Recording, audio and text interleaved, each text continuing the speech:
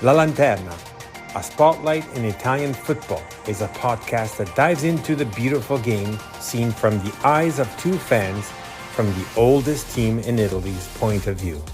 My name is Fabrizio Cardone, Canadian and Genovese, together with my friend Matt Killen, an American-born and Genoa fan. Every week, we'll tell you all you need to know about the only team you need to know about, Genoa CFC. Plus, we'll have guests and provide updates from around the magical world of Italian football.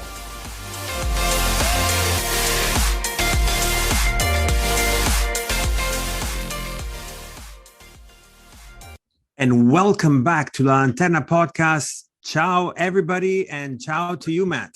Ciao, Fabry. How are you? Well, we just talked. Good, thank you. First of all, but we just talked to each other like what, 3 days ago, 2 days ago? 2 days ago. I know. 2 days ago. I was trying to figure that out too, but yeah, it was only on Tuesday, I think. So we are recording on Thursday. Not too sure when this will air, but we are going to. As we mentioned, we wanted to do like 2 quick episodes during this week, based on the fact that we had an three matches essentially, like a midweek, right. and so we have the weekends plus the midweek. And we tried to get in some commentary in there. Yep. So shorter versions, no guest. Unfortunately, we'll have it next week for sure. Yeah, so we were kind of sobbing before. Yes. With the news of Blessing that got kicked out, sacked, whatever term you want to use, and welcoming Mr. Gilardino. Gilardino in itself did a little bit of nice, the voice, the word of him was welcomed by a lot of people in general, because, he has quite that fame around him, not only from his days from Fiorentina, even though he did play slightly also in Genoa, at Genoa, for a year, I think, or like a couple at the most, but yeah. And but mostly because he was part of the squad that won the World Cup. Yes. So a lot of comparisons are coming into play, which is also interesting for our league right now, Serie B, to see, I think now 6 former players per se, if we include also Buffon, that were he's a player, right? He's not a coach. He's not a coach, but he's still technically playing, not playing. Goalkeepers are sort of like a coach on the pitch anyway, in their own way. Could, yeah. It's like sort of like what Ibra does for Milan, right? Yeah. But yeah, the 6 of them, like Grosso, Inzaghi, and whatnot, and De Rossi, Cannavaro. So there's the 6 right there, and then obviously Buffon, and now there's Gilardino.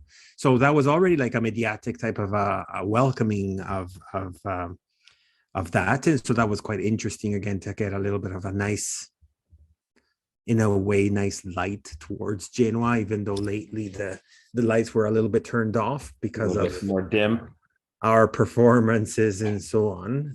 Still comments about, oh yeah, why did you sack Blessing if you were still in the 3rd spot? Which on the paper I understand, but unless you're inside and you see the trend and so on, where Genoa wants to be, obviously it was not necessarily something that was desirable, especially from a club that with the slogan only 1 year, meaning it's just a standby year, the aim is to be right back in Serie A immediately. Anyways, having said that, the game happened. We're going to talk about that shortly. Yes. We ended with a nice, clean 2-0. We won. We won by 2 goals. We at home for the first time. That's insane. That's the first time we've won the entire season. On match day 16, we get the first win at the Marassi. My God. Yeah, I know. I honestly want to block that stat out of my mind. I have to say, I'm very proud of our fellow Genoano, I think, in a couple of ways, like even in the lead up to the match. I know we were all pissed with how performance has gone. I think there were calls for Blessing to be out even before the season began among some folks in the crew. But I thought, from what I saw anyway, I'm really only seeing what people are saying online, so I don't know if that's real or not. But there were so many things that were pro like, listen, you're one of us, it didn't work out, but we have your back. I had a comment on one of Blessing's posts or something that got like more likes over the past couple days after he'd been sacked, because people were, I think it was one of his last posts actually. And more than just sort of the Blessing tributes and things that we saw online before the game, I thought the fans were really there in kind of like a weird midweek game in an earlier time slot and all this stuff. There was a huge amount of people at the Ferraris, and they were completely in full voice, fully supporting the team. They were rewarded, but I thought it was great that in this moment when we're kind of in a place of uncertainty, that there was really a full backing of the club. I thought that was really cool to see. So yeah. I'm still a little bit shaken by everything. Not necessarily I disagree on the dismissal of Blessing himself, especially after like the nth time that everybody was calling it to happen or whatnot.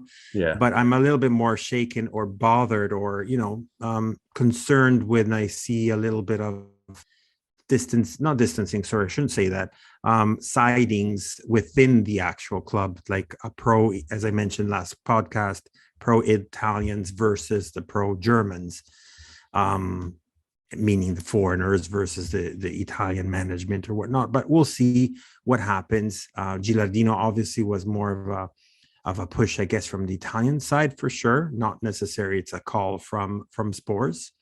But he's definitely doing amazingly with the Primavera too, as we mentioned that last podcast. yeah.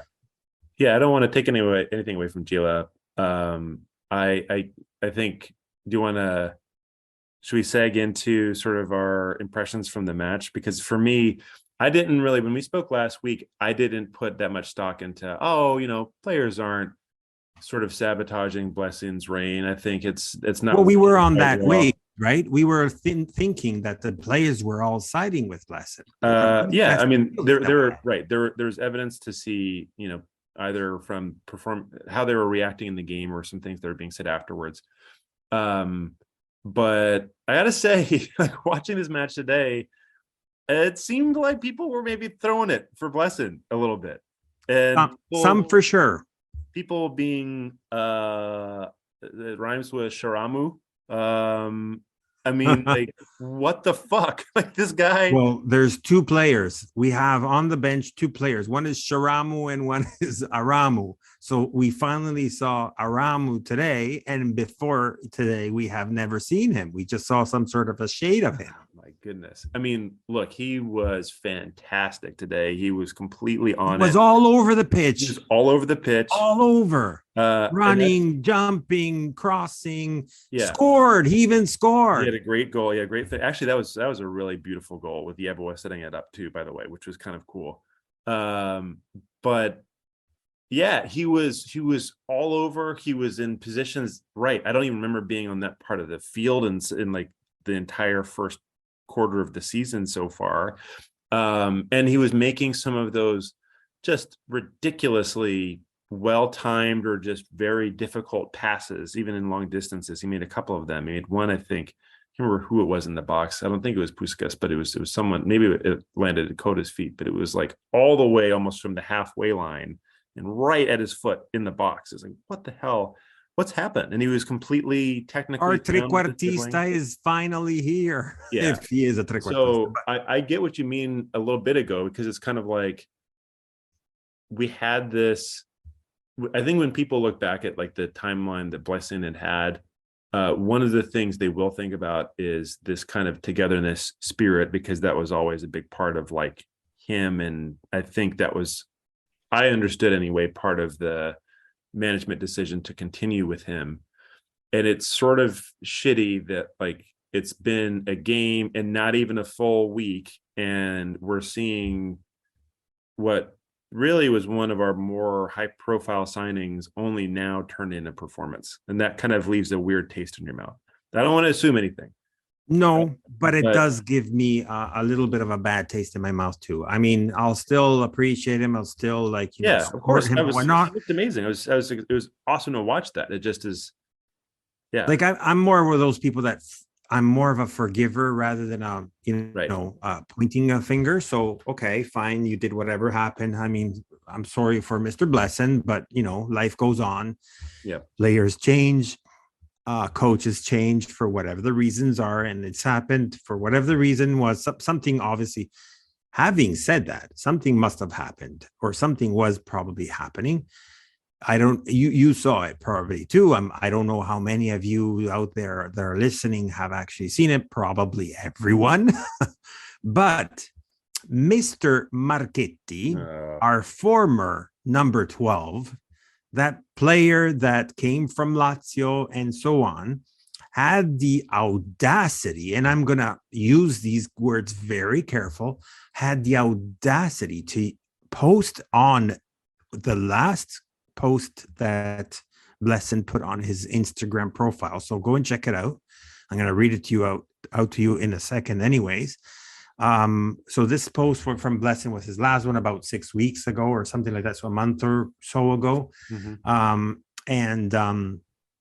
And then he had the audacity to the day after he got sacked to put in this comment. Besides the fact of his quality of English, which no one's expecting him to have necessary good quality of English because he's not English nor has anything. I don't even think he has ever had experience abroad either, right?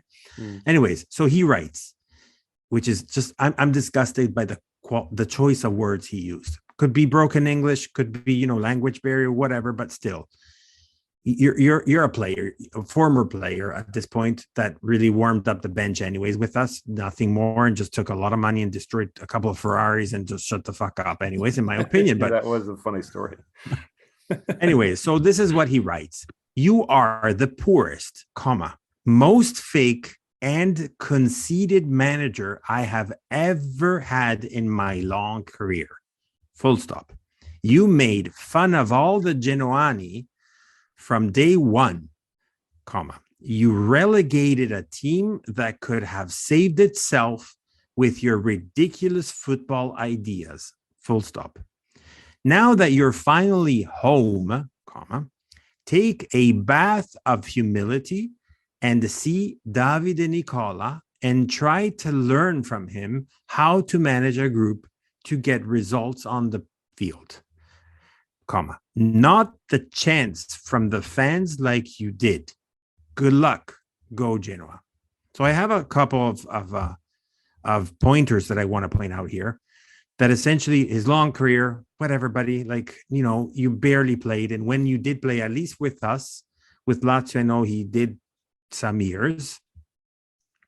We took more goals than anybody else when we were afraid when he was when our number one was broken or was injured or was called up or whatnot. We're like, oh my God, no, not Marchetti, if you remember. So, and then he was the player, if I'm not mistaken, and anyways, he was part of the players all the way through that took us to the position that we had for relegation. So it's not that, and I'm not trying to defend Blesson, but I do not like who attacks with no reason and no conscience. He was part of that team that brought Genoa to that level. Yeah, he was in the squad. I mean, it's just like a strange thing to even. It's not even like kicking a man while he's down. It's just like a weird thing. Like I know some people were kind of feeling this. I've seen like other comments around too, and I think I maybe even said something somewhat similar before on the podcast, where it sometimes feels like Blesson's really good at like rah and stuff like that, but the tactic stuff we don't really know. I don't know how fair any of that actually is, but I think in any case, it's sort of ridiculous to go and say this guy's fake. He's a phony. He didn't want it to happen. Like, what are you trying to get across with that post? It's just silly. I mean, obviously there's a whole bunch of reasons why he wrote that. My take, and I'll see what your thoughts around that too after, but my take is he got offended because he got cut out from the circle. Makes sense. He probably came in January. Maybe Blesson had a quick I mean, he must have if he had any sort of, if Blesson had anything to do with him being sold in January, he must have. how long could he have been in the club? Like a week before he's like, Marchetti? No, out. If Blessin was the guy that shipped him out at that period of time, okay, I would be probably pissed off too, because how much of a slap in the face is it that it probably took this guy 2 training sessions to say, get this guy out of the club now. And I'm not sure he was wrong to make that assessment. So I don't know. It's weird. It's we don't need that energy right now. Everyone was pissed about the whole thing. It's happened. You don't need to be putting in any of this on Blessin. It's ridiculous, I think. No, you're a player, former player. You had that blue check mark and whatnot to say that you're like like you're a public figure. You should be very careful. And if you have issues, beefs with him, to him and not something ridiculous in front of everybody. It's like if you go on the street and you yell at him, right, after he's actually also gone, by the way. It's like, I know, style whatsoever. Agreed. Yeah. There's a class to do this. Say that small man of Marchetti has written this on Instagram. Just wanted to say that, point that part out. So after this moment of clownage, let's basically talk also about another hot topic before we get into the game and whatnot. Among the 23-25 players, there was a certain player called Manolo Portanova. We have not purposely talked about this at all because it's not only a very delicate topic, touchy topic, but it's, everybody has their own opinion. Everybody's entitled to their opinion. And I guess I just wanted to put out there, we wanted to put out there some, comments from our end, not only necessary to support the fact of what if he becomes, we'll explain that in a second, but if he becomes guilty, obviously that should never be at all tolerated in no shape and no form. Right. But essentially, for my understanding, and you were part of that chat also that you were telling me about in the UK chat, that it was explaining how the Italian jurisdiction works, the laws and whatnot. And essentially, there's 3 levels. So the first one came through where they have called him out to be guilty, but there's still 2, sentencings that are going to be happening, and only at the 3rd one, and an official statement came out from the club to say we're not going to take any action until the 3rd one actually comes out. So the fact that he was called up, a lot of people were, after him being called guilty after the first sentence, got a lot of people angry, pissed, bothered, rightfully so, because it's a very delicate situation where you can't necessarily point the finger as a club to say you are guilty, therefore you are suspended indeterminately or whatnot. But let's take it with a grain of salt, with respects to not the grain of salt of if it's true or not, because it's not our job to decide that. That'll be part of the lawyers and judges and whatnot. But I'm just hoping, I guess, for tact, that maybe he's just not going to play, even though he will be called up. But I don't know. Yeah, I mean, it's and for any of our listeners in North America, I mean, it's probably like an interesting contrast, because I think what we're so familiar to these days over here is when you see a player with these types of rumors, typically like they are almost like proactively suspended. And before anything has been decided, or even if there's been a hearing, sometimes it's kind of determined that there's enough of a thing there that there's a desire to sort of push this to someone else's problem, which I think is not actually necessarily the right way to think about it either. But a lot of teams tend to have that viewpoint here of, we're going to distance ourselves from this thing. If somebody else wants this player, they can get him. I think in a way it's sort of a good thing that they've not completely gone in and said, you're losing all your pay and you're not going to be part of the team anymore, because nothing has truly been validated. That doesn't mean at all that there's not truth to what's being put out there. And it seems like perhaps there is some, but I'm with you as well. And so I know, I think you mentioned this, but just to be clear, he was actually in the squad today. So that was kind of like an interesting piece of news. The ruling had come was it on Tuesday or Monday of this week? So it was actually a couple of days before the match had happened. He was on the training field as well. Yes, he was on the training field, which that I have, for me, I have less of an issue with him being involved in the training field and not appearing in matches than I do us putting him in the selection for a given match and having him kind of eligible each game to kind of be rotated in. Because I guess, Matt, sorry, I guess we haven't said for the yes, whomever never heard about it. We never really said what he is accused of. I'm not saying what happened, because until he's proven guilty, let's assume that he's innocent. I'll let you say it. So there was a case, I think this was going a couple of years ago now. If I'm May not 2021.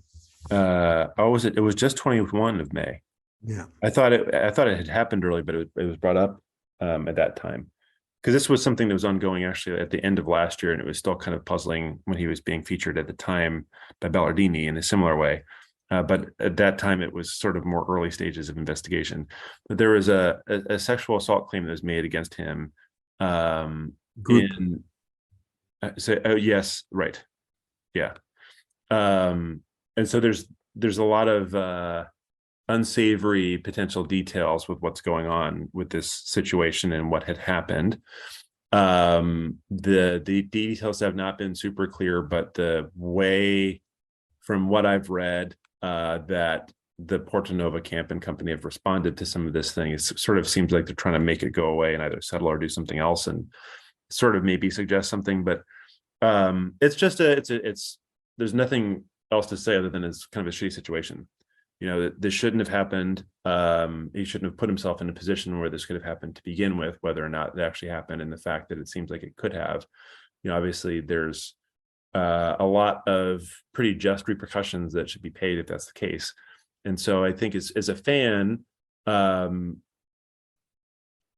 you don't want to be in a position where Portanova scores a goal later on, then you feel kind of two ways about it because of what he is going on in his side of things, and you know, probably some memes from some of our rivals of what's happening. Like, no one wants to see that stuff. No. And I want to think that the club is not going to put us in that situation. Yeah, I believe so too. And obviously it's about more than just our own like individual pride or feelings. Obviously there's, you know, potentially a person whose life's been impacted here, or multiple people actually. So I hope similarly that this is something that is handled well. My own personal belief is I don't believe he needs to be off the books. I don't believe he needs to be completely exiled from the team, but I don't think he should play in any of the big games until this has been finalized. And if there is any more additional detail, it seems like it is going to be firmly a resounding guilty charge. We should probably consider what we're doing earlier than later with that, especially with January around the corner. That's the biggest thing for me, is for keeping this guy around. I don't know how we're going to get him off the books or anything like that, but we should definitely be looking at that period of time. I personally think that there can, I don't know. There's like an exit because of the charge type thing. Exactly. There could be some, you know, some legality to say, because of that, I have the right to terminate you. Yeah. And then like wrongdoing, right? So right, you still have to keep some sort of like image, because you are, absolutely, as we are as employees with our own companies as well. Anyways, just wanted to put this parenthesis, as we never covered it. I just wanted to put that out because whomever is reading or hearing about it might not know about it. Say, oh, why did the guys did not talk about it? And just wanted to pull it out. I don't want to. It's not a topic that it's obviously of our interest to cover, because it's not talking about Genoa. But obviously, it's unfortunate this Genoano player is involved. That's Anyways, pretty unfortunate news. Going back to our match, so Genoa wins 2-0 against a super Südtirol that has forgotten how to lose. And I think it's 10 matches in a row that they were on a positive streaks between winning and losing, or probably even more, but let's say at the very least 10 with Yeah, Beasley. they had a long streak of draws before this match, but I think you're right. I think they have not lost in, I mean, at least 7, if not 10 of their last several matches. Which So, brought them, okay, we more had than a 10. bad streak, which had brought them just before this match 1 point below us too, right? Yeah. What a crazy statistic that was. Exactly. So, I mean, hands to them. This is the surprise and the greatness of definitely of the season for Serie B. And so first half, what did you see in the first half? So I thought that we had a lot of power on the left-hand side. That was one of the things for me that was a major takeaway. There were a couple of chances like relatively early in the game, and it was kind of a couple of different players, but the way that we had set up, I know we were talking about before the recording, if Gila went for more of actually like a 4-3-3, some of those fancy smanchy sites out there might tell you it's still a 4-2-3-1. For me, it did look more like that, a 4-3-3, just because it seemed like we had more players out wide. But what I thought was kind of interesting, because I actually would have expected to see this in the Blessin system too, is there was this really great sort of intuitive play that was happening regularly between Sabelli and Goodmanson on the left-hand side. And there was just a little bit of that going on with even some of the additional kind of balls they were playing in and working around each other. And it kind of seemed a lot of times like there's a freedom to allow Goodmanson to be the playmaker, maybe to lay the ball off to Sabelli and have him try to take a crack at goal or something like that. And so there seemed to be some sharpness early on. It did for me seem a little bit more directly coming from that side, initially anyway. But it was good to see. And I thought that coming into even though we ended halftime at 0-0, we looked up for it. We looked like we were the better side, and we were creating some decent chances. Actually, I think Coda had an opportunity that it was a difficult ball, I think, in the end.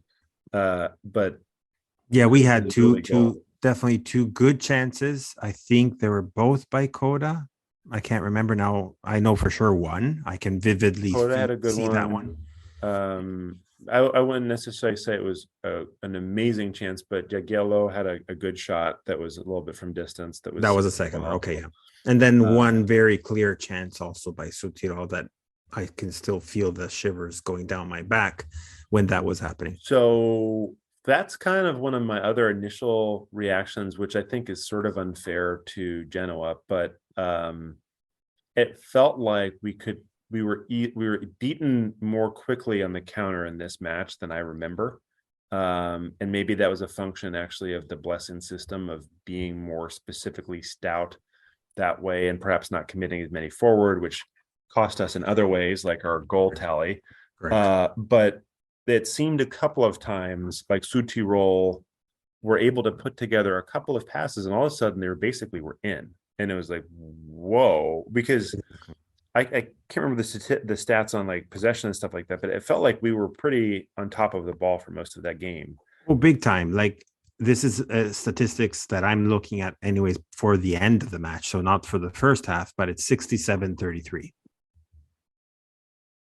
So it's bang on, definitely. Like, very much Genoa. You could see that it was Genoa. Then obviously in the second half, we started with the same formation, but then soon in Gilardino or Gila started to do some changes by bringing in first Puskas for Jagiello, which that immediately brought something change definitely something.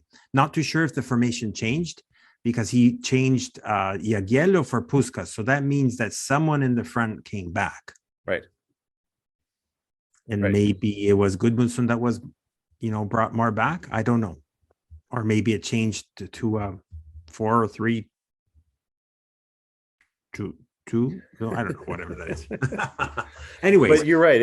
Puskas for Jagiello is kind of interesting because Jagiello, I think, was playing more in like an attacking midfielder kind of type of a position, and Puskás, I feel like still is more of a forward. So if he's coming in, then that lineup probably does look a little different. Absolutely. He's more of a striker, right? Yeah, exactly. So why don't you tell us a little bit more about what that goal looks like? It was great. I mean, I think very, very much a deserved goal that we had. We had some great involvement in the build up to the actual play, and I'm remembering actually right now Hefty. Hefty was the guy that had really put the finishing touch on it again, and this was actually looking at the play. It started again out left. Before we got the Hefty shot, it was another great ball across. I think it may have been Sibeli. I can't recall. But Hefty had a wonderful shot on goal. A nice save. It was a good save by the Südtirol keeper. But Puskás was there. It was kind of a little bit of fortunate, like goal poacher's goal type of a goal, but that's a goal, and I'll take that any day of the week. Oh, listen, if anybody remembers who is Pippo Inzaghi, that's what his type of goals were. Yeah, 100%. Exactly. So he's there to kind of clean up the mess, and then it's 1-0 to Genoa, and people are I think from that goal too, it seemed to take a little bit of the pressure out of the game. You're absolutely right. Up until that moment, even though you could see more predominance on the tactical and the also ball possession side from Genoa, you could still see a little bit of that nervousness and whatnot. But after that goal, the players loosened up drastically, and you started just to see how everything flowed differently. So I think there was a total, even though there was a certain point, and to your point, where the back ends were opening up a lot faster, and Südtirol got also a post, right? Yes. But at the same time, we got a whole bunch of other chances, including even a reborn, if you want to say. But anyways, that we were expecting from Galdames after he came in. Oh, what a shot that was. Wasn't that crazy? That was unlucky too. That one I think also hit the bar and didn't go in. But the crossbar, that shot, I was like, wait a minute, what? This is Galdames?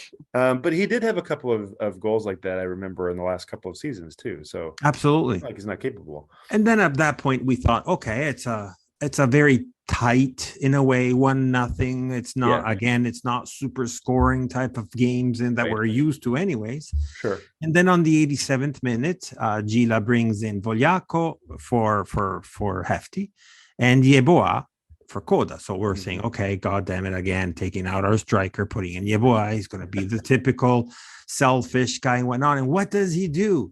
The opposite of being selfish. That was such a great goal. I thought I was almost more off my seat for that one than the first one, even though the first one meant more maybe in some ways. But I mean, basically, this was kind of what we were hoping to see more from Yeboah in Serie B. He's racing clear.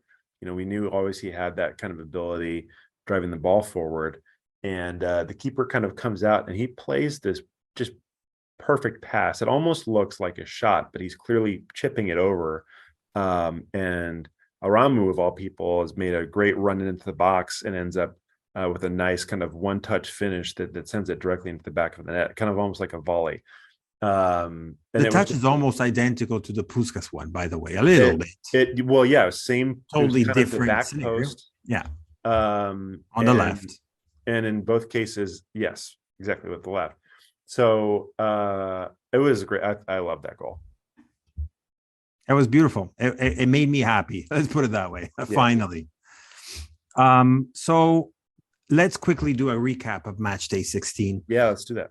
So we had the first two games from yesterday, or one game from yesterday. We had Parma-Benevento, which Benevento actually edged the Parmense away, so at Parma, which was a little bit of a surprise of what's happening really to Parma. They're really in that's the part that we have to be very careful, that you drop down to Serie B and then you to the Serie B and you can't come back up. That's what seems it's going to happen once again to the Parmense, which they were on the books. If you remember, at the beginning, they were one of the contenders, at least on paper.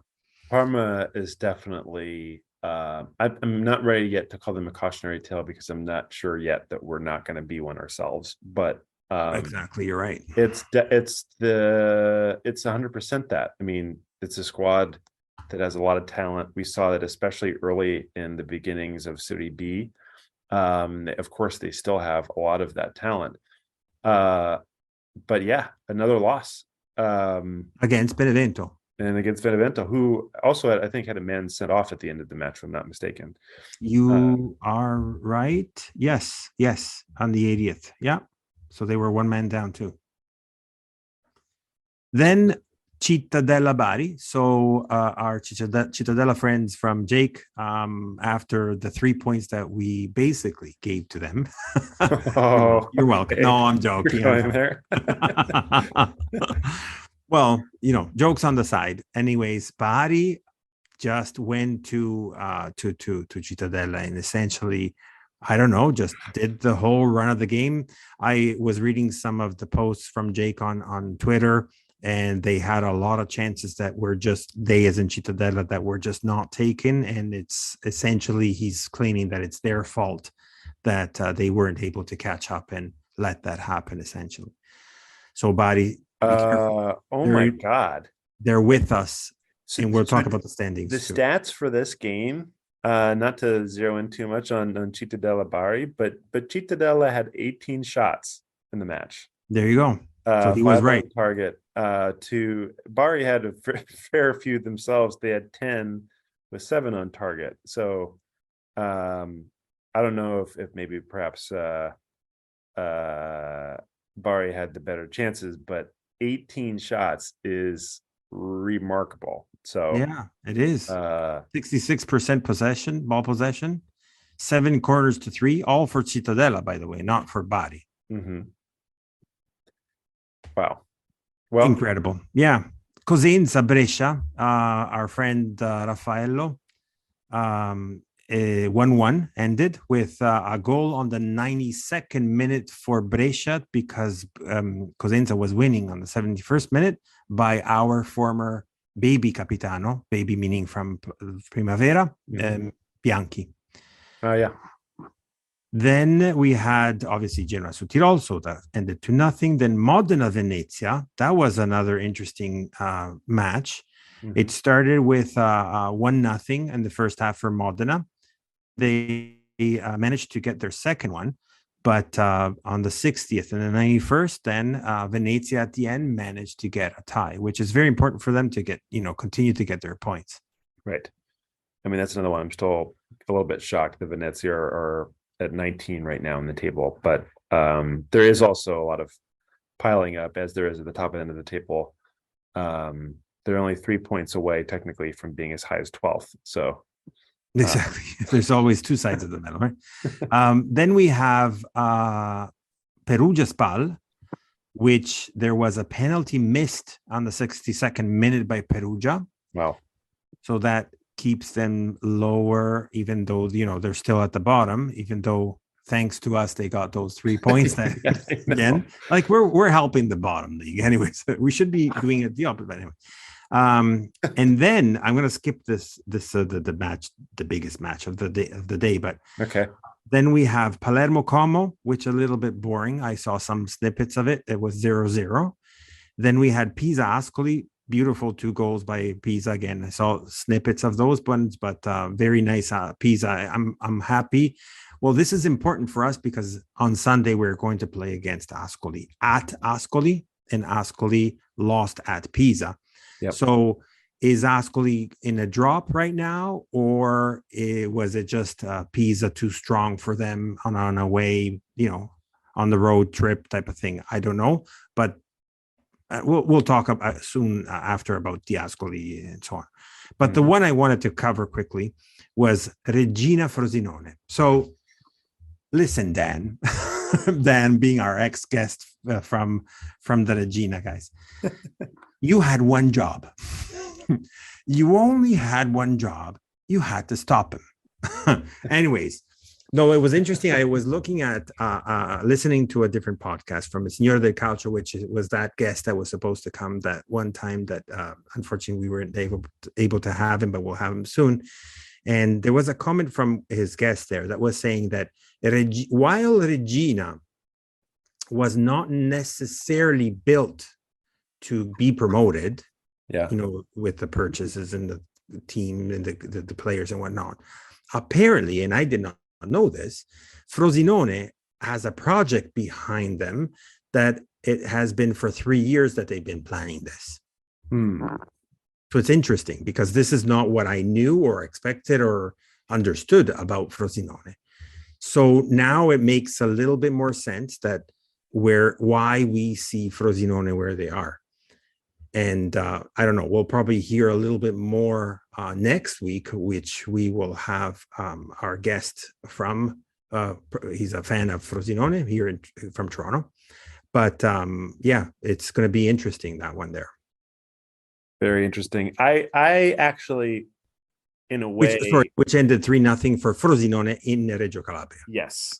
And I think in a way that actually was a good result for us, as much as, it's not great to see another 3 points being picked up by Frosinone. There's a lot more clustering in that 2nd through 10th position. I see what you mean. Rather than trying to catch up to both, this way it made it closer to the 2nd. Right. Yeah, we're now sitting 3 points off of Regina in 3rd place, right. As are Bari, of course. So we were 6 before, so now we're just 3. So it would have been 4 if they tied, but nevertheless, better 3 than 4. Right.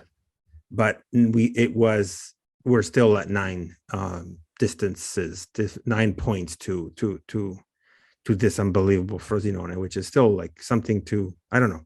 Will they continue? That's the continuous words that we're using every podcast too, right? That's right. Anyways, so this shows us on the standings that you were sort of like describing it earlier. So we have Frosinone at 35. They started to fly away from everyone. Let's keep them down, people. Let's keep them down. Then we have Regina 2nd, alone at 29. And then we start to have that group, if you remember, up until before this match day, we had a huge group at the 3rd spot, including us. But it kind of started to split up a little bit. Still very close in points, so there's no point to be, feel safe or whatnot. We have to continue on our march to make our points now. So 3rd spot, so Regina 2nd at 29. 3rd spot, we have Bari and Genoa at 26. Yes. Then we have Ternana, which remember that it started to drop. It was at the top at the beginning. Then it kind of went back down. Now it's coming back up after they sacked, by the way, Lucarelli. At 25 alone on the 5th spot. On the 6th spot together, we have Brescia at 24. No, sorry, Brescia alone. Yep. Then we have Parma at 23, Pisa, Südtirol at 22, then Modena and Ascoli at 21. And then again, Cagliari, my God, at 19, together with Palermo, Cittadella, then Benevento 18, 17 Cosenza, which is in a better spot compared to what they were a little bit earlier. Spal now at 16, and still the last 3 at 16, 16, 13, Venezia, Como, and Perugia. Yep.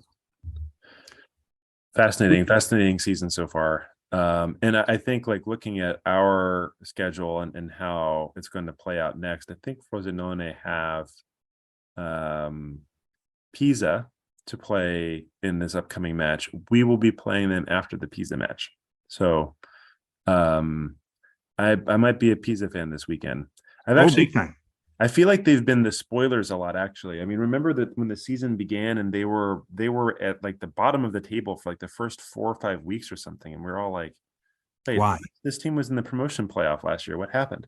Yeah. They're really putting it together, though. They've not lost in their last 5. Which is good. It'll be a problematic for us when we play them in the second round, but let's get to it when it happens. So the next 3 matches for December before the winter break are going to be, as you said, Ascoli on Sunday. Yep. The week after, it's at home against Frosinone. So at the Ferraris. Big match. At the Ferraris, that's a huge match. And that'll be will it be our panettone, or will it be an angry Christmas? I don't know. And the last one for the round one, but also for the calendar year, is Bari Genoa on Boxing Day. That's another one that is going to be very, very difficult. These next three matches, I mean, so I know we always come back to this, but I just do think it's kind of important to talk about. Like, and I think Jake had mentioned this as well when we had him on a few weeks ago from View from the Kit Room. Having a managerial change and an interim manager right now is pretty damn risky. Like, we're looking at really, really important matches, all three of them, all with pretty big consequences with how we are going to be positioning ourselves in the promotion fight. And it's not that I don't believe in Gila. I just would have probably liked if there is a project here for that continuity to be there, and not us to be potentially making a change at the end of the winter break. Let me throw you something with this one.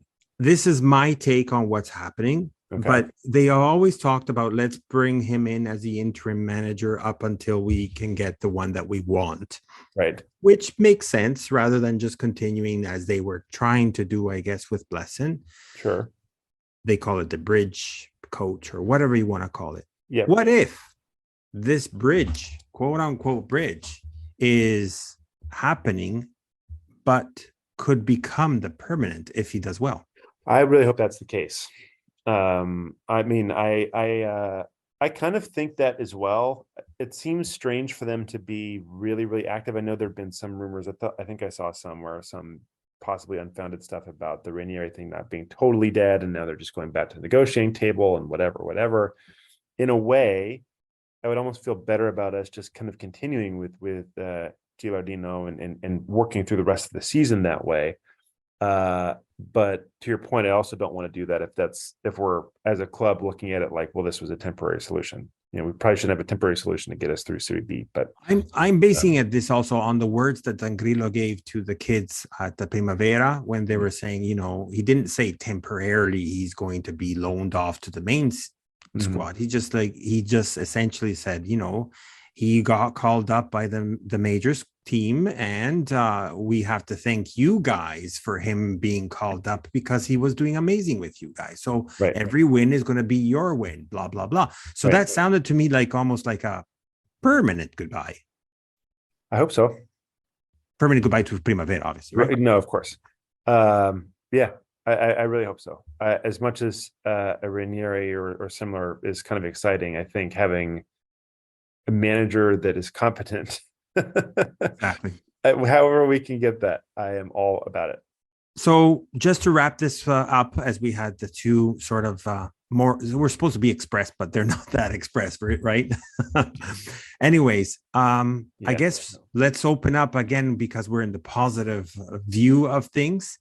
What do you think about your predictions for the match? It's going to be difficult to give an answer, and I understand if you don't want to, but against the match against Ascoli. I am a little bit. Ascoli. I am somewhat worried about the match against Ascoli. I mean, I think to your question earlier about how the Ascoli-Pisa match had gone, I think both things could be true, and that Pisa maybe is a better side and Ascoli are within a bad run of form. I don't think they've won also a game going more than 5 games. So they've had a pretty bad way lately. It kind of feels a little bit like a trap game. They're, from what I can tell, not a poorly constructed team.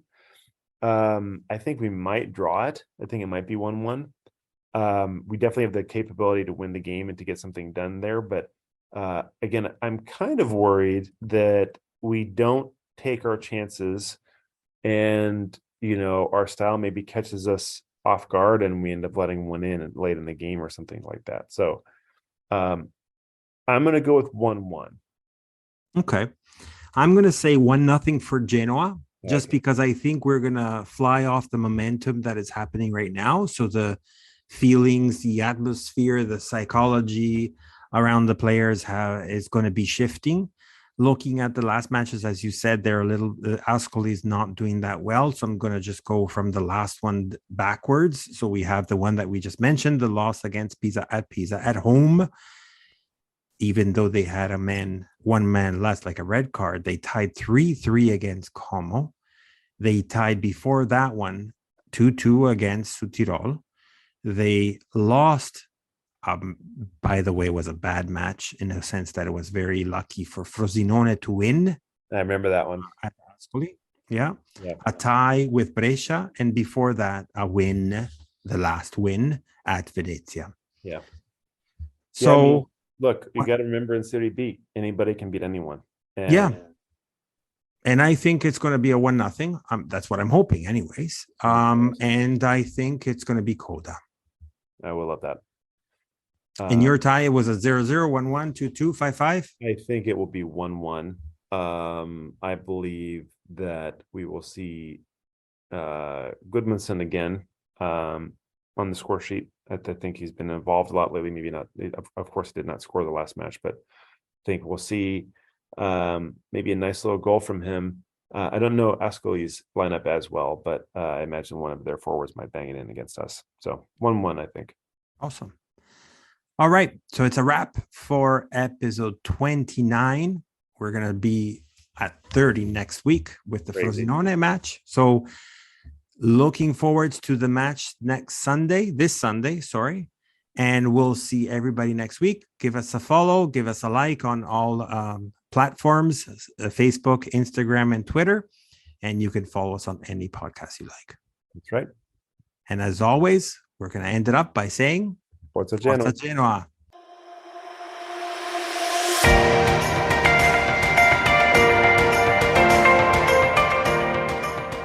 You've listened to La Lanterna, a spotlight on Italian football, a podcast powered by Genuani Si Resta. Thank you for listening and see you next week.